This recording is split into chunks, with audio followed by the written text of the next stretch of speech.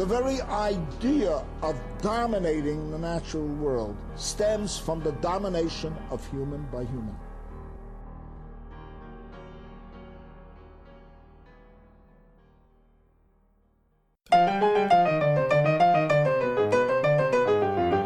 Bonjour et bienvenue dans Echo. Aujourd'hui je suis avec Tanguy, Chloé et Jérémy pour vous proposer une discussion avec Chloé sur son parcours à Alternativa et son avis sur les mouvements proches de cet orga.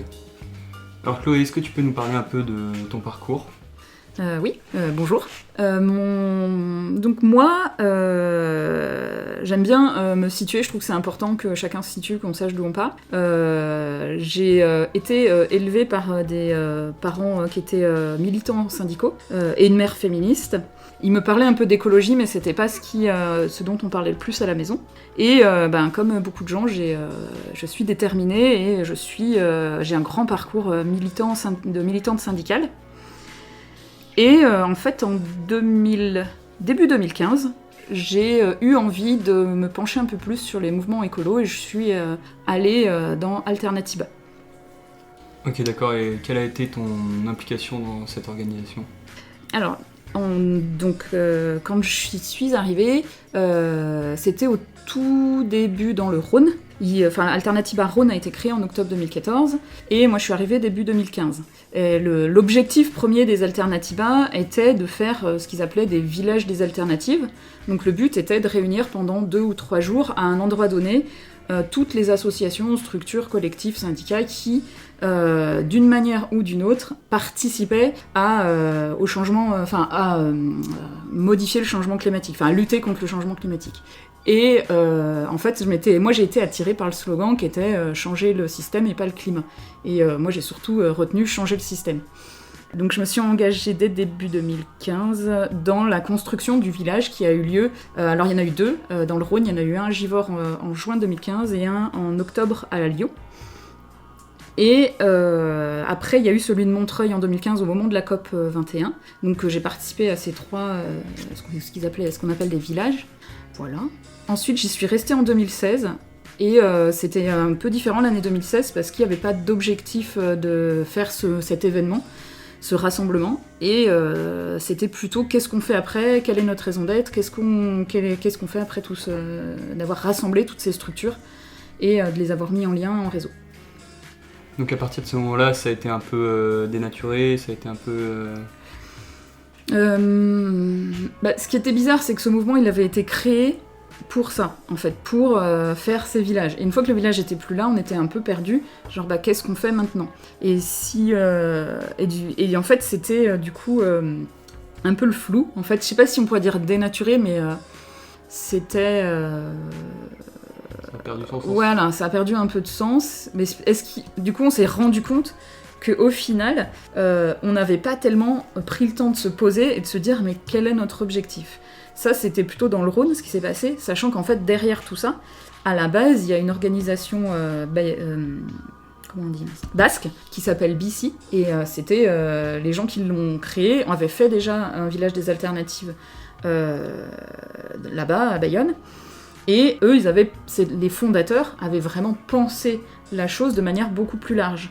Et leur logique était de dire, pour lutter contre le changement climatique, il faut 2 jambes, il faut mettre en avant les alternatives, et d'un autre côté, lutter contre, entre guillemets, l'ennemi, par des actions non violentes. Et du coup, ils ont s'est développé ANV COP 21. Donc les 2 se sont créés en parallèle, mais en réalité, c'est les mêmes personnes. Et ce qui s'est passé, c'est qu'en 2016, il y a eu toute la discussion où on a fusionné les 2. Ok. Voilà, donc et du coup, dans le mouvement, il y avait ceux qui étaient prêts à aller un peu plus loin en s'engageant sur des actions qui visaient Total, qui visaient certaines banques, donc des pollueurs, en fait, des grands groupes pollueurs. Et il y a ceux qui voulaient rester dans la promotion des alternatives, en fait. Ok. Voilà. Et t'es resté combien de temps à Alternativa, du coup ? Je suis restée toute l'année 2016 et je suis partie début 2017. Et t'es parti pour des raisons particulières ? Est-ce qu'il y avait des problèmes au sein de l'orga ou des choses dans lesquelles tu te reconnaissais plus ? Alors oui. Alors il y a plusieurs choses. Déjà, c'est des orgas, alors comme dans beaucoup d'orgas militantes, c'est que c'est des orgas qui sont beaucoup axés uniquement sur l'action l'action, sans prendre le temps de la réflexion. On était un certain nombre de personnes qui étaient plus axées sur la réflexion du fonctionnement et de comment on fonctionne au sein d'Alternativa, comment on veut que la société qu'on voudrait créer, si on changeait de système, fonctionne en fait. Sachant que dans le Rhône, en tout cas, Alternativa se réclamait de l'autogestion. Mais après, dans la pratique, personne ne savait réellement ce que ça voulait dire l'autogestion. On l'avait jamais défini, on n'avait jamais dit qu'est-ce que ça veut dire, comment on fonctionne. Et donc ça permettait à la fois certaines libertés, on pouvait un peu faire ce qu'on voulait, et à la fois ça laissait il y avait en réalité des hiérarchies qui étaient là, qui n'étaient pas dites, qui n'étaient pas présentes, et il y avait des jeux de pouvoir qui étaient au contraire pas du tout dits, pas du tout posés, pas du tout... voilà, c'est ça. Okay. Ouais. Mais du coup, de quoi tu parles exactement quand tu parles d'autogestion, et de quel problème tu parles quand tu parles de problème de hiérarchie dans l'organisation, etc. Qu'est-ce qui t'a sauté aux yeux, on va dire, comme problème qui subsistait ? En fait, il y a l'aspect local et l'aspect national. Au niveau local, il y avait les représentants des fondateurs, enfin les gens qui avaient été un peu formés par les fondateurs, qui donnaient vraiment l'impression d'être là pour porter leurs pensées, et qui avaient une influence dans le réseau, et une influence à la fois au niveau national et à la fois au niveau local. Et en fait, quand on a été les quelques-uns qui voulaient porter la réflexion sur qu'est-ce que c'est réellement l'autogestion, qu'est-ce que ça implique en termes d'organisation, il y a eu des... je sais pas comment l'expliquer, mais en gros, ils ont accepté qu'on ait des temps de réflexion, mais il y a eu un vrai... ça a été très, très compliqué. Il y a eu un vrai rapport de force qui s'est exercé et qui fait que ça a épuisé des gens comme moi ou d'autres qui auraient voulu une vraie autogestion et qui ne se reconnaissaient pas dans ce que portaient les gens représentants des fondateurs. Il y a aussi une autre chose, c'est qu'à un moment donné, on avait des regroupements nationaux pour juste échanger entre groupes locaux, sachant que normalement chaque groupe local devait être indépendant, mais il y avait une logique d'organisation de réseau, et quand il y avait ces regroupements, mais la façon dont s'étaient animées les assemblées, c'était classique de tous les mouvements. Il y avait l'homme blanc qui parlait, qui prenait la parole et qui monopolisait la parole, et il y avait une pensée qui était imposée par on ne sait où. Enfin, c'était... voilà, c'était quand on nous a balancé des textes à discuter, mais en fait 2 jours avant pour la discuter, donc forcément on n'avait pas de recul là-dessus. Donc voilà, c'était... ça reproduisait exactement tout ce qu'on peut voir dans d'autres organisations où il y a une hiérarchie qui est un peu plus clairement assumée en fait. Parce que du coup, vous, c'était quoi vos propositions pour s'organiser ? Enfin, c'était quoi vos propositions d'autogestion en fait au sein de cet orga ? Nos propositions, c'était déjà que s'il y avait un organe national, pourquoi pas, mais qui soit pas décisionnaire sur les grandes actions et que localement chacun puisse continuer à faire ses actions s'il le voulait. Et ce qui était en train d'être influencé, c'est qu'il fallait des grandes campagnes nationales pour être cohérent, pour avoir un discours cohérent. Alternativa, c'est beaucoup de la communication en réalité. C'est beaucoup des actions qui permettent de parler d'eux, en fait. Et du coup, il fallait que les actions soient communes dans toutes les villes, et c'était pas dit clairement, mais on sentait bien que oui, on avait le droit de pas faire les actions, mais quand même, si on votait nationalement, il fallait suivre à la fin les actions, quoi. Je prends l'exemple, moi j'y étais plus à ce moment-là, mais les décrochages de portraits de Macron, on a bien vu que c'était dans toutes les villes qui avaient des Alternativa, et voilà, et en fait, nous, ça ne nous intéressait pas, ça, en fait. Pour nous, chaque groupe local devait pouvoir décider de ses actions, et de ses actions liées aussi aux autres orgas locaux, puisque le but était de faire réseau et avec les autres, en fait, et d'avoir une force de frappe plus grande, en fait. Puisqu'on parle de réseau, je me demande, dans le cadre du village des alternatives dont tu as parlé tout à l'heure, et aussi après, à partir de 2016, quelles étaient les structures qui se sont associées à Alternativa ? Enfin, tu en as un peu parlé par rapport à l'écologie, par rapport à l'idée d'alternatif. Est-ce qu'il y avait des critères qui faisaient qu'une association était bienvenue, ou au contraire, on pouvait dire « Non, toi, ton projet convient pas » ou pour telle ou telle raison ? Très bonne question. J'avoue que je pense qu'il y avait très peu de critères, en fait, par rapport à ça. C'était puisque l'objectif était de faire masse, donc de se rallier à toutes, sans forcément une grande réflexion sur est-ce qu'on défend vraiment les mêmes choses. Et je pense qu'à un moment donné, quand on veut s'allier à tout le monde, en fait, on s'allie, enfin, du coup, ça se noie et ça perd complètement de sa solidité, en fait. Et du coup, non, il y avait très peu de critères pour dire oui ou non à une orga. D'accord. Et est-ce qu'il y a des moments où, à Lyon, ou dans le Rhône, où tu t'es rendu compte, où vous vous êtes dit que des fois, ça pouvait poser problème, ou ça menait à des résultats qui n'avaient pas trop de sens, ou est-ce que ça marchait quand même plutôt pas mal quand il y était encore Alors, par rapport aux autres orgas avec qui on s'alliait? Oui, c'est ça, par rapport au lien entre vous et les organisations, et peut-être aux organisations entre elles. Ouais. Alors, il y avait quand même un truc, en tout cas dans le Rhône, je crois que dans d'autres alternatives, c'était pas aussi net. Nous, dans le Rhône, sans que ça ait été dit, il y avait quand même une tendance qui était commune, qui était sur le fait que tout ce qui était un peu proche du développement personnel ne faisait pas partie des luttes que nous on défendait. Ça pouvait tout à fait, il n'y avait pas de rejet de ça dans le sens où chaque individu pouvait faire les pratiques qu'il avait pour se sentir bien. Mais il y a eu des discussions sur est-ce qu'on invite des assos ou des gens qui veulent faire de la méditation dans le bar, parce qu'à Lyon il y a un bar du coup qui a été ouvert, qui est plutôt une maison des alternatives, un lieu où on pouvait se réunir, un local quoi. Et je sais que sur Lyon, on était assez ferme là-dessus. C'était vraiment un des trucs qui était clair. Je me suis un peu perdue. Ouais, c'était ça ta question un petit peu. Oui, c'est ouais, ça. Donc ça, en tout cas, c'est sûr que c'était... Mais j'ai découvert après, à la suite, en discutant avec d'autres groupes qui étaient hors Rhône, où eux, au contraire, le développement personnel, par exemple, c'était un truc, c'était une évidence, quoi. Et ça devait occuper, par exemple, la moitié de leur village, alors que nous, il y en avait quasiment pas, et c'était quelque chose qui était hors lutte, en fait. Donc voilà, il y a au moins ça, et pour moi ça a été, c'est ce qui a amené à ce qu'aujourd'hui, et je pense qu'au niveau national, que les fondateurs étaient aussi dans cette logique, les fondateurs avaient une réflexion politique, je pense, qui était quand même assez forte, et qui ont défendu quand même plutôt des luttes. Aujourd'hui, si on regarde les luttes avec lesquelles se sont associés Alternatiba, ça va beaucoup plus être... ils ont prêté leur local aux Gilets jaunes, ils sont aussi sur tout ce qui est lutte par rapport au féminisme, voilà, donc il y a quand même une... je pense que d'avoir mis cette limite par rapport à tous les trucs de développement personnel, ça a permis aussi d'avoir un ancrage un petit peu plus politisé chez Alternatiba que dans d'autres organisations de ce type. D'accord. Alors, juste pour qu'on resitue, du coup, le développement personnel, en fait... c'est l'idée que la lutte écologiste doit être menée par avant tout des changements au niveau des individus, que c'est les gens eux-mêmes qui doivent entre guillemets changer leurs habitudes et notamment leur rapport au monde et aux autres.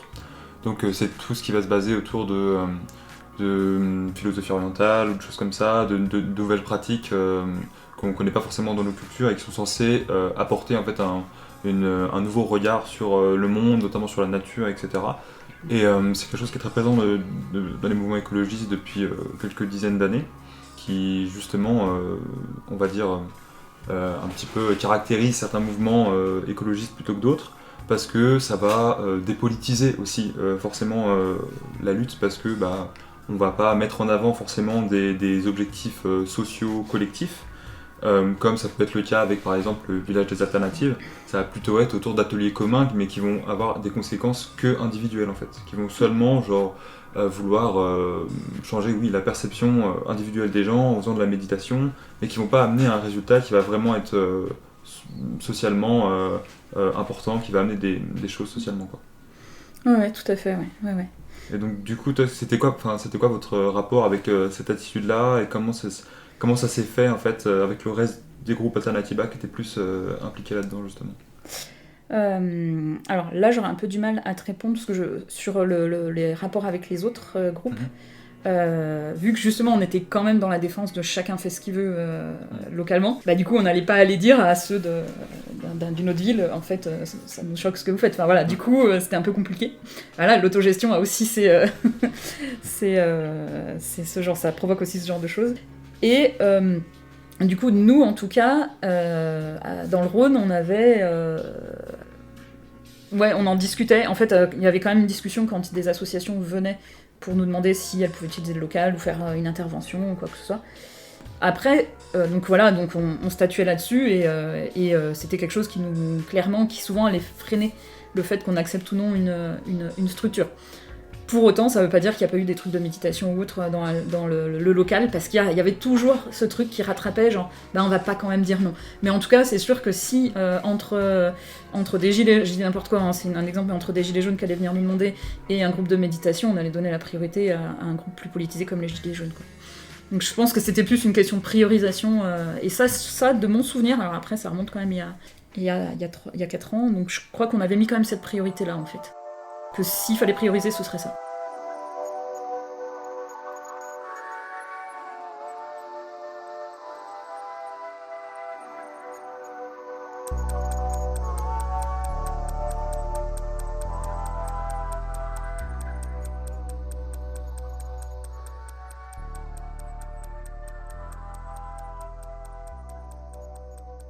Mais du coup, ce qui en ressort de tout ça, c'est quand même que dans la plupart des mouvements écologistes, il y a la volonté de massifier, on va dire, enfin d'être vraiment des organisations qui recrutent beaucoup de gens dans un secteur très large. Du coup, ce qui fait que sur plusieurs points, ça va poser des problèmes, parce que on va être tenté de faire une place à chacun, à chaque pratique, etc. Et puis en fait, on va se retrouver avec une espèce de globi-boulga idéologique où il y a des gens qui vont venir de plein d'horizons différents, parce que justement il n'y a pas de ligne qui est vraiment assumée. Je pense quand même qu'il faut trouver un juste milieu et faire attention en même temps, sans forcément, comme tu dis, s'ouvrir à tout le monde et à n'importe quoi. À faire attention à ne pas non plus rester dans un entre-soi, qui ferait qu'on serait hermétique au reste de la société, et que dans ce cadre-là, on ne peut pas vraiment changer les choses. Enfin, on ne peut pas changer la société, ou le monde, ou le système, comme vous voulez, sans au moins faire un effort d'ouverture. Donc peut-être que les mouvements écologistes se sont, en essayant de faire cette ouverture, se sont allés trop loin et ont accepté des choses qui, sur le plan stratégique, n'ont pas eu les effets escomptés ou n'ont pas suffi à provoquer un changement de grande ampleur. Je sais pas ce que t'en penses, Chloé, tu vas peut-être rebondir là-dessus si tu veux, mais pour moi, faut pas confondre la pluralité et la diversité à tout prix en fait. Le problème, c'est pas de regrouper des gens d'horizons différents, parce que évidemment que le but quand même d'une organisation, et surtout d'une organisation écologiste, c'est pas forcément d'avoir une ligne politique extrêmement claire, ça aussi permettre à plusieurs personnes évidemment de se regrouper, mais c'est simplement que souvent les bases elles sont pas extrêmement claires. Et ça c'est un petit peu peut-être ce que tu disais au début, c'est-à-dire qu'en fait vous allez surtout vous regrouper par l'action commune, mais pas forcément le temps de la réflexion, et donc du coup va arriver peut-être un moment où, au bout de quelques mois, etc., quand on a fini d'agir, on se retrouve à se dire, bon, qu'est-ce qu'on fait ensemble, qu'est-ce qu'on veut faire maintenant, etc. Et c'est là le moment où peut-être pour toi ça a posé des problèmes. Oui, tout à fait, c'est exactement ça. Je pense que le problème, après c'était un mouvement jeune en fait, qui était en train de se construire, donc je pense qu'il y a ça aussi, mais les objectifs n'étaient pas clairement posés. Et d'ailleurs, c'est ce qu'on a essayé de porter à plusieurs, de dire mais en fait, posons les objectifs pour être sûr qu'on avance ensemble. Les objectifs, les valeurs, c'est un grand mot, mais n'empêche que si on se dit pas où on va et pourquoi on y va, et donc quel est notre but, en fait, et après, une fois qu'on a fixé le but, on peut fixer les moyens et les stratégies pour y arriver. Mais si on n'a pas déjà fixé ça à la base, effectivement, on peut se retrouver à avoir du coup à pas être c'est pas grave d'être en désaccord, mais à avoir plein de stratégies qui n'ont rien à voir et qui sont complètement contre-productives en fait.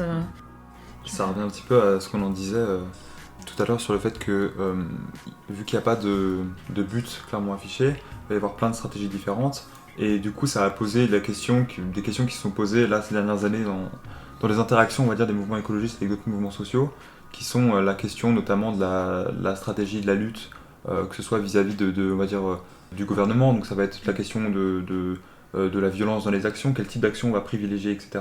Et ça, c'est le genre de choses, je pense, qui en fait, a joué contre certains mouvements écologistes, parce que vu qu'ils ne se sont pas posé la question avant, ils ont fait passer, ils ont choisi en fait leur stratégie, une stratégie qui était d'action non violente, parce que tu vas peut-être en parler, mais du coup Alternatiba c'est très lié avec cette autre organisation qui s'appelle Action non violente, qui ont choisi de choisir une stratégie avant de définir clairement des objectifs, ce qui leur a peut-être après causé du tort par la suite.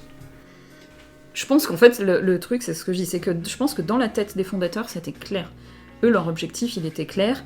Le problème, c'est que comme il n'y avait pas de temps de réflexion, pas de temps de discussion, il y a un côté très militaire dans Alternativa. Et en fait, c'est que... Du coup, pour eux, c'était l'action qu'il fallait mener, l'action non violente. Et pour toutes ces orgas, il y a d'ailleurs pas que Alternativa, c'est aussi dans le but d'interpeller les institutions, parce que la pensée est de se dire, on va faire bouger les choses en agissant sur... en poussant les gouvernements, en gros, à faire des lois ou à en enlever certaines qui sont au contraire dangereuses pour l'environnement et même socialement. En fait, la question qu'il faut se poser, c'est est-ce que peut-être que leur but est atteint à eux ? Tu vois, en fait, ça, c'est une vraie question à se poser.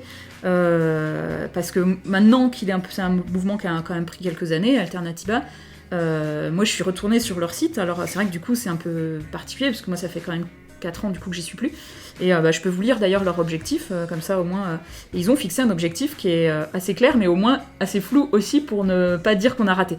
C'est participer à la création d'un mouvement de masse radicale et populaire afin de renverser le système qui produit la misère sociale et environnementale. Du coup, voilà, ils y participent. Donc pour eux, en faisant ces actions-là, ils y participent. Mais ils disent pas non plus ce que c'est que le système, justement. C'était un peu le problème avec l'autre slogan qui était changé, le système, pas le climat. C'est que le système, c'est un terme qui est tellement large que tout le monde, de n'importe quel bord idéologique, peut se retrouver dedans, parce qu'on utilise le même terme en fait, en se disant « Ah oui, c'est le système, le fameux système », mais c'est pas de quoi on parle. Exactement, ouais.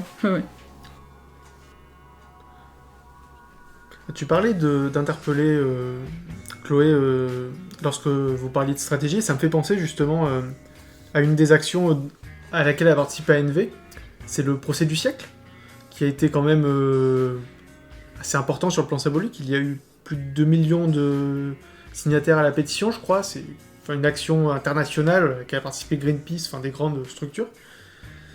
On a pu voir aussi les limites de cette action, où le gouvernement français notamment a décidé de faire ce qu'il pouvait faire, c'est-à-dire de ne rien faire, juste de ne pas trop prendre en compte le cri du peuple, ou appelez-le comme vous voulez. Donc je trouve que c'est assez intéressant de parler de ça et de voir aussi que il y a peut-être des cas où ça peut marcher, mais que dans ce cas-là précis, non. En fait, moi ça me fait penser aussi à, en ce moment, pour prendre un truc plus récent, à la... Alors je me rappelle plus comment ça s'appelle, la convention citoyenne, où ils ont choisi 150 personnes pour discuter pendant plusieurs mois, dont une partie d'ailleurs pendant le confinement, je crois, qui a une convention qui réglerait qui prendrait plusieurs points qui seraient votés à l'Assemblée nationale pour changer justement les choses, pour empêcher le changement climatique. Et effectivement, ce qui en est sorti, c'est hyper intéressant. C'est quelque chose il y avait même une réflexion sur la diminution du temps de travail. Ça allait dans tous les domaines. Il y a vraiment des réflexions intéressantes. Et je pense que les 150 personnes tirées au hasard, elles ont vécu un moment de réflexion, d'éducation populaire presque. C'est-à-dire dans le sens où elles ont discuté entre elles, débattu, échangé, écrit un texte qui leur convenait.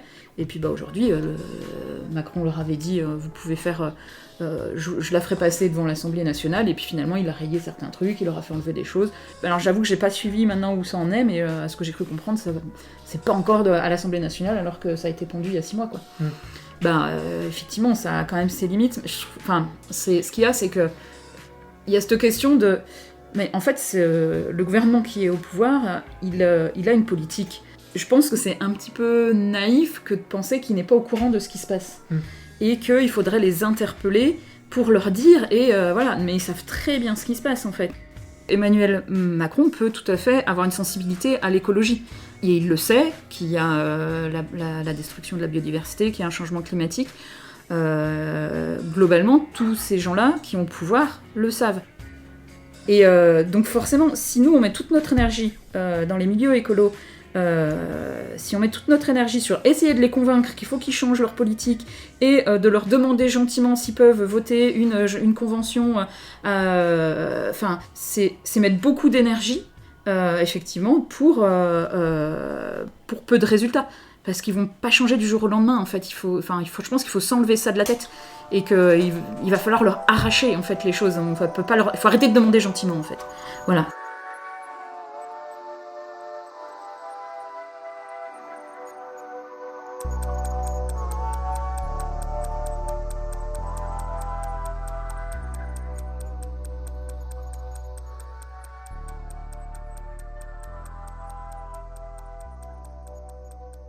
Mais alors, ça pose toutes les questions de savoir qu'est-ce qu'on peut faire à part justement s'en remettre à eux. Parce qu'il y a aussi cette idée que, en fait, on voit pas trop ce que nous on pourrait faire à notre échelle si on n'est pas dans la structure de l'État français, qui a des moyens, qui a une infrastructure, etc. Parce que nous on porte de rien en fait. Et du coup on a tout le travail de devoir reconstruire en fait des organisations qui vont pouvoir avoir une action vraiment sur le monde, tout ça. Et du coup, il y a un petit peu, c'est une espèce de solution de facilité de s'en remettre à des structures qui sont préexistantes, qui existent déjà. Le seul problème, c'est que souvent, ces structures, en fait, elles n'ont pas du tout d'intérêt, elles n'ont pas du tout le même intérêt que nous. Et que du coup, au final, on gagne certainement plus à essayer de faire ce genre de mouvement, ce genre d'organisation, etc., qui partent de rien, plutôt que de s'en remettre à des gens dont on n'a pas vraiment de moyens de savoir s'ils vont faire ce qu'on leur dit de faire, en fait. Oui, c'est sûr que c'est plus facile. Après, malheureusement, j'ai pas la solution miracle pour que tous les gens qui sont convaincus de ça. Mais effectivement, moi, en tout cas, c'est ma pensée. Je pense qu'il vaut mieux agir en tant que contre-pouvoir et d'aller sur des actions un peu plus costaudes qui vont bousculer en fait les systèmes en place, les systèmes marchands, les systèmes productivistes. Parce que c'est ça en fait le vrai fond de la pensée. Enfin, quand on parle d'écologie, la question c'est l'écologie, c'est comment on vit nous êtres humains avec la nature et les écosystèmes qui sont sur Terre. Et la question c'est si on est dans une logique productiviste, on peut tout à fait avoir intérêt à sauvegarder certaines matières premières, tout ça, parce qu'on a intérêt à ce qu'il y ait de la réserve pour continuer à produire, mais dans une certaine limite. Mais la logique du système dans lequel on est actuellement, c'est que, en fait, on veut produire, et pour pouvoir... il y a des intérêts à court terme, et du coup, si on veut nous stopper cette logique-là, qui exploite la planète et les êtres vivants, à un moment donné, il va falloir intervenir sur la production, en fait. Enfin, pour moi, en tout cas, c'est... là, du coup, j'arrive à une autre idée. Ça me renvoie à la logique de est-ce qu'on agit sur la consommation ou est-ce qu'on agit sur la production ? Et en fait, dans les mouvements écolos, dans une grosse partie de ces mouvements écolos qui sont d'Alternativa ou qui sont proches d'Alternativa, on va beaucoup être sur agissons sur la consommation et nos petits gestes qu'on peut faire au quotidien. Je dis pas qu'il faut pas les faire. Je dis pas que j'en fais pas moi-même. Oui, bien sûr, on va avoir ça va nous faire du bien et ça va nous donner l'impression de faire quelque chose, mais il faut pas non plus se faire d'illusions sur le fait qu'on va changer vraiment le système productiviste actuel si on n'agit pas réellement sur la production. Et pour agir sur la production, faut agir aussi sur son lieu, entre autres sur son lieu de travail, quoi. Du coup, c'est vrai que c'est une illusion qui est très souvent entretenue dans les milieux écologistes. Qui a un peu cette idée que si on arrête de consommer, ça arrêtera de se vendre et ça arrêtera de se produire. Alors qu'en fait, c'est plutôt l'inverse qui se passe. C'est-à-dire que on ne consomme pas comme ça naturellement ce qu'on consomme parce qu'on en a besoin. Enfin, les besoins ils sont créés aussi pour satisfaire aux exigences du système productiviste. Et donc du coup, effectivement, c'est évidemment que genre faire des petits gestes, ça, c'est pas rien. C'est juste que c'est tellement peu en fait comparé à ce qu'on devrait être en train de faire, que du coup ça équivaut à quasiment ne rien faire en fait. Et du coup c'est vrai que ce genre d'organisation comme Alternativa ou Extinction Rebellion ou même Greenpeace par exemple, en fait c'est des organisations pour qui la lutte écologiste ça va passer par un mécanisme qui est en fait un mécanisme économique de soit restreindre sa consommation, soit encore pire, consommer autrement. Ce qui en fait va juste contribuer à créer des nouvelles productions, ça peut être bio, ça peut être vegan, ça peut être tout ce qu'on veut, mais néanmoins ça va quand même continuer à être le prolongement d'un système productiviste qui va juste produire d'autres choses et faire de nouvelles sources de pollution, et du coup qui va, je sais pas, consommer du charbon par exemple pour faire tourner des centrales électriques vertes, alors qu'en fait c'est complètement Et du coup, comment dire, il faut qu'on s'attaque à la racine du problème. La racine du problème, entre autres, c'est pour nous comment dire, notre manière de produire. Du coup, forcément, comme tu le disais, ça va être le travail, mais ça va être aussi beaucoup de choses. Ça va être les rapports économiques entre les pays, des choses comme ça, ce genre de choses-là qu'il faudrait commencer à attaquer. Quelque chose qu'on aurait voulu évoquer avec toi, c'est notamment l'ambiance psychologique qu'il y a dans ce genre de milieu, que ce soit Alternatiba ou d'autres organisations que tu as pu fréquenter. Tu nous as dit tout à l'heure que c'était des organisations qui étaient très orientées autour de l'action, et tu as même utilisé le terme de militaire, que c'était une organisation qui était un peu paramilitaire. Qu'est-ce que tu veux dire par là, et qu'est-ce que tu as ressenti toi psychologiquement, et qu'est-ce que tu as vu des gens qui luttaient avec toi? C'est quoi les conséquences en fait de cette manière d'envisager la lutte écologiste? Oui, effectivement, c'est des organisations qui sont beaucoup tournées sur l'action. En tout cas, Alternatiba, j'ai l'impression qu'Extinction Rebellion est aussi un peu dans la même veine, mais je ne vais pas me prononcer parce que je ne les connais pas assez. C'est du coup en fait, il y a cette espèce de pression qui est mise sur le fait qu'il y a une urgence climatique et que du coup, c'est limite, mais dans 5 ans, c'est mort, quoi.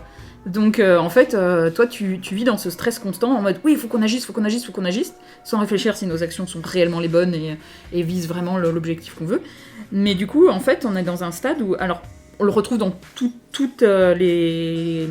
pas que dans l'écologie, hein, évidemment, mais dans Alternatiba, c'était particulièrement marqué le fait qu'on était à ce qu'on disait 200% en fait. Mais réellement, les gens... On avait des réunions tous les soirs, et puis dans la journée, c'était action. Il fallait ne pas travailler, ne pas avoir d'emploi, pour pouvoir s'impliquer correctement dedans, et pouvoir être reconnu aussi quelque part. C'était pas dit, évidemment, mais essayer d'être reconnu comme étant le bon militant, quoi. Le bon militant qui est allé à toutes les réunions, qui a tout suivi, qui a suivi toutes les décisions, et qui a été à l'action le lendemain, et qui a été à l'autre action, et qui... voilà, c'était... Et en fait, à tel point que ça use, en fait, très très très très vite. Mais en fait, j'avais trouvé que c'était beaucoup plus marqué que dans d'autres endroits, notamment le syndicalisme, où évidemment il y a certains militants syndicaux qui sont qui vont être dans cette espèce de surenchère et de je m'arrête jamais, mais ça va être plus certains individus, et alors que dans l'Alternativa, c'était tout le monde. Tout le monde doit y aller, et ça j'ai discuté encore récemment avec des gens qui sont encore aujourd'hui dans l'Alternativa, et c'est encore le cas. Et du coup ça crée une espèce de turnover en fait.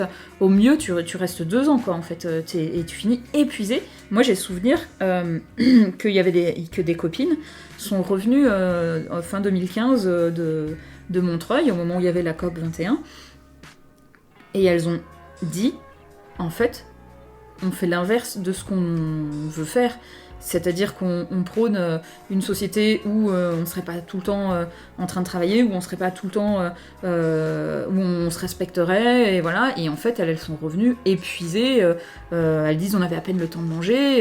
Elles s'étaient auto-exploitées, elles reconnaissaient s'être auto-exploitées pour être des bonnes militantes, quoi. Et en fait, ça, c'était vraiment marquant dans ce genre de milieu. Et tu l'as ressenti, toi, personnellement ? Oui, carrément, ouais. Ouais. Ah, moi, j'ai grillé, à l'époque, je travaillais à temps plein, j'ai grillé tous mes congés pour pouvoir faire ça. Je me suis retrouvée, une fois que les choses se sont un peu calmées et qu'il y avait moins d'action, du coup, j'avais plus de congés, j'avais plus de... j'étais épuisée, en fait. Et les copines dont je parle, c'était encore pire, parce que...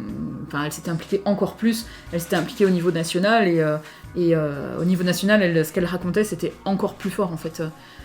Donc oui, c'était... Alors il y a un truc qui te tient au début, parce que t'as l'adrénaline, t'as l'impression de faire quelque chose de bien, et tu y vas, et t'es quand même content, parce qu'il y a aussi un truc de collectif, il y a quand même ce truc de ouais, on y va tous ensemble, et on se soutient, et on se bat pour la même cause, mais en réalité, quand tu t'arrêtes, tu t'effondres en fait, physiquement. Mais du coup, c'est lié à un problème structurel de l'organisation, ou c'est local, c'est des problèmes...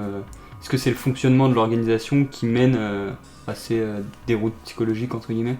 Oui, je pense qu'il y a un petit peu de ça.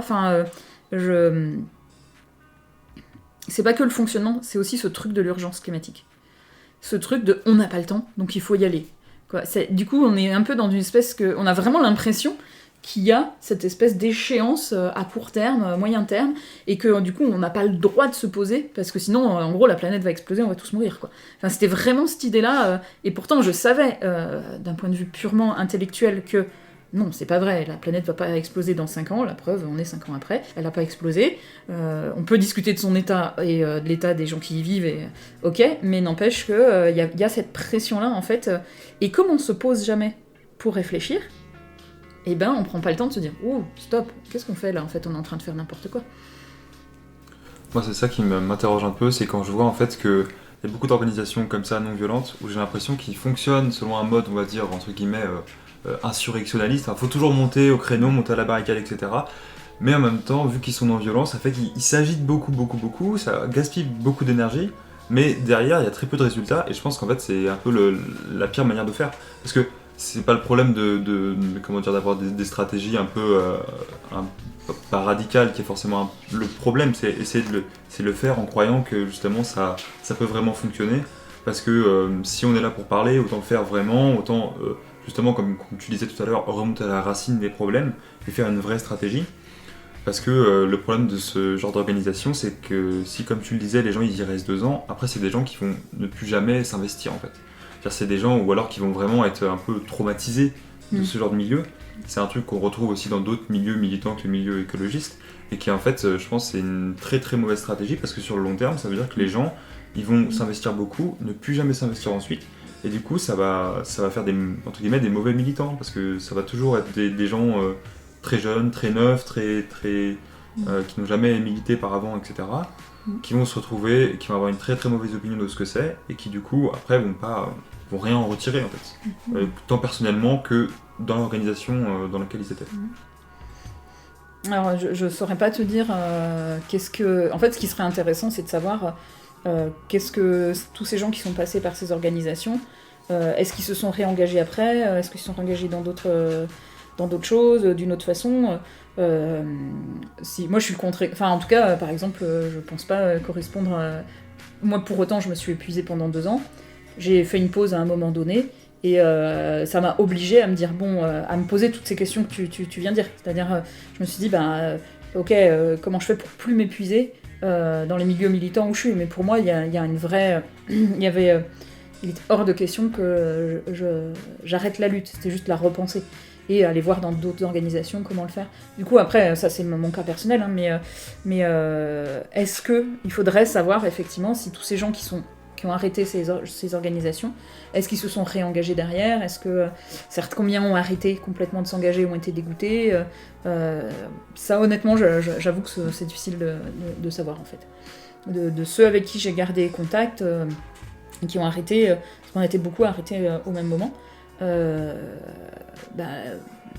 y en a autant qui ont complètement arrêté que d'autres qui, comme moi, ont continué dans d'autres structures. Qu'on cherchait des structures où, justement, c'était un peu plus lent, un peu plus calme, mais plus réfléchi. Mais toi, effectivement, tu étais militante syndicaliste avant de rentrer en Alternativa, donc ça doit être aussi ça qui a fait que tu as vu qu'il y avait d'autres manières de faire.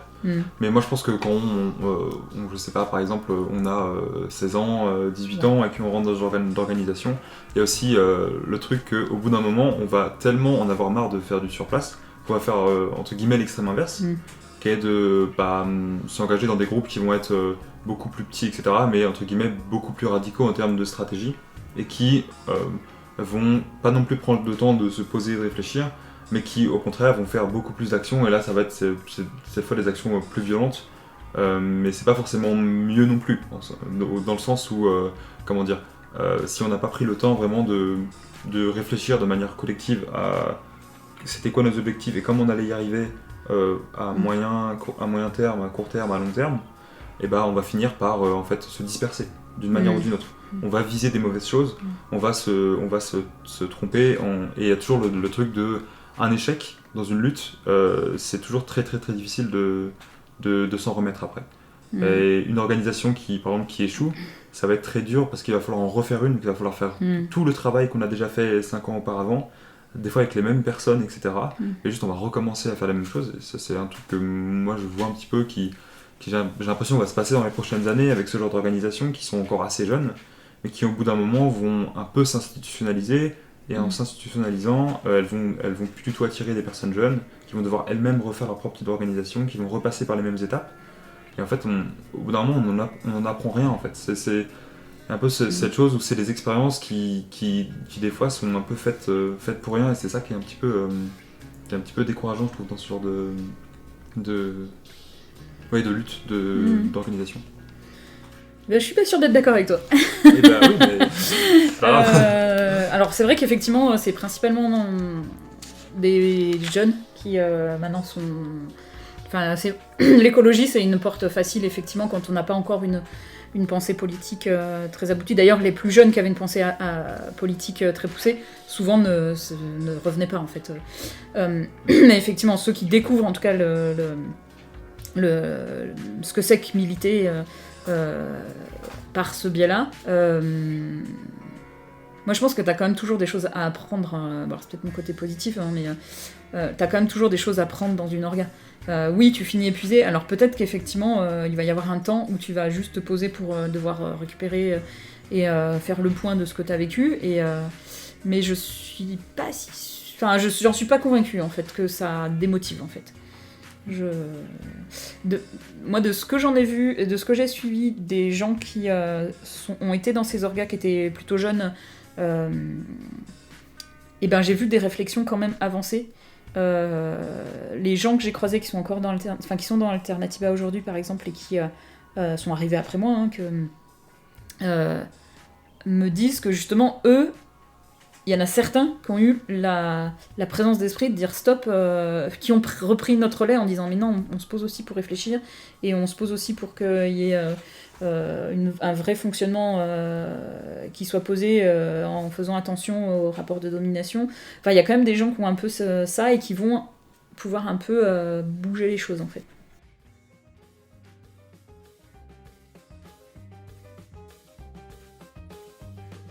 Alors on va finir la première partie de cette discussion sur ces points-là et on se retrouvera dans un autre épisode pour parler des problèmes du milieu écologiste et de leur relation avec les autres mouvements sociaux.